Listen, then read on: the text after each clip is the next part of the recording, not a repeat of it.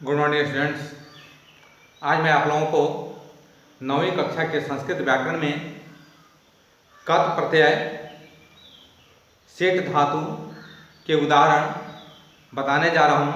इसका नियम और कुछ उदाहरण मैंने कल आप लोगों को बताया था और आज भी मैं आप लोगों को कुछ उदाहरण बताने जा रहा हूँ, जिसमें है यहाँ कत प्रत्यय सेठ धातुएं।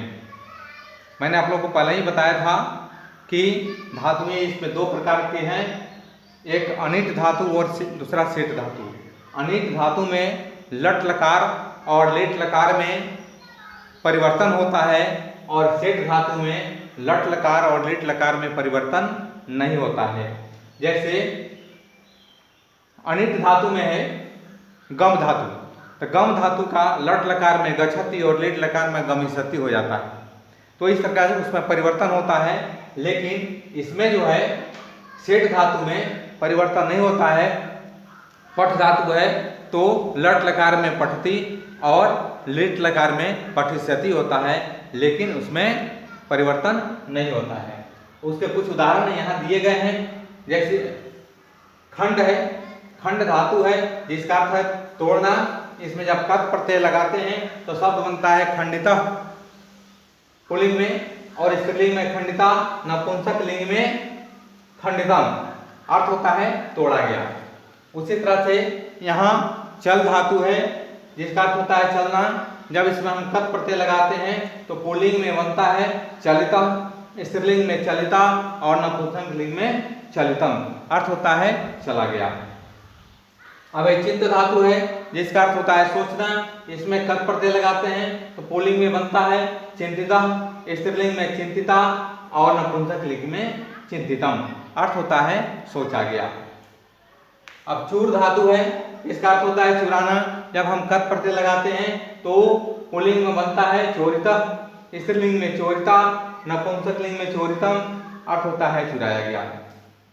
अब जीव धातु है जिसका अर्थ होता है जीना। इसका जब हम इसमें कत प्रत्यय लगाते हैं तो पुल्लिंग में बनता है जीविता, स्त्रीलिंग में जीविता और नपुंसक लिंग में जीवितम, अर्थ होता है जीवित हुआ।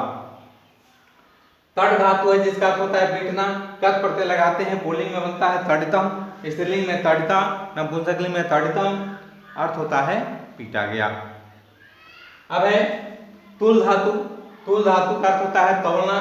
जब इसमें कत प्रत्यय लगाते हैं तो पुल्लिंग में शब्द बनता है तोलिता, स्त्रीलिंग में तोलिता, नपुंसक लिंग में तोलितम, अर्थ होता है तौला गया। अब है दंड। दंड धातु है जिसका अर्थ होता है दंड देना। कत प्रत्यय लगाते हैं, पुल्लिंग में शब्द बनता है दंडिता, स्त्रीलिंग में दंडिता, नपुंसक लिंग में दंडितम, अर्थ होता है दंड दिया गया।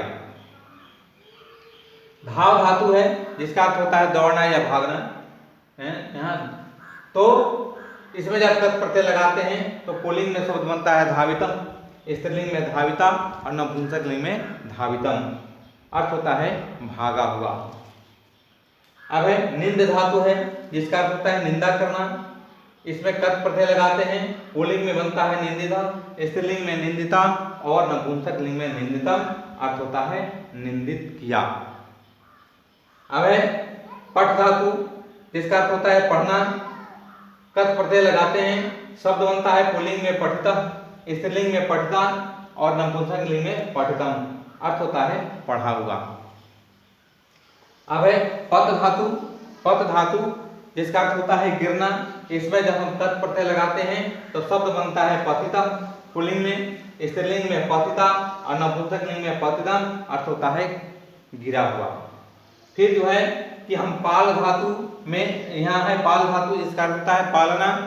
जब इसमें कत प्रत्यय लगाते हैं तो पुल्लिंग में शब्द बनता है पालिता, स्त्रीलिंग में पालिता, नपुंसक लिंग में पालितम और अर्थ होता है पाला हुआ। इस प्रकार जो है कि आपने देखा कि कत प्रत्यय के ये उदाहरण है। इसमें और सारे उदाहरण हैं जिसको मैं आगे लिखा सकता हूँ।